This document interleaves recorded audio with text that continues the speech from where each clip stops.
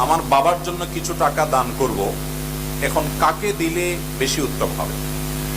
আমরা আমাদের মৃত মা বাবার জন্য, স্বামী স্ত্রীর জন্য, আত্মীয় স্বজনের জন্য, একে অন্যের জন্য অনেক সময় দান করি, তাই না? এই দানের টাকা সবচেয়ে বেশি কাকে দিলে উত্তম হবে?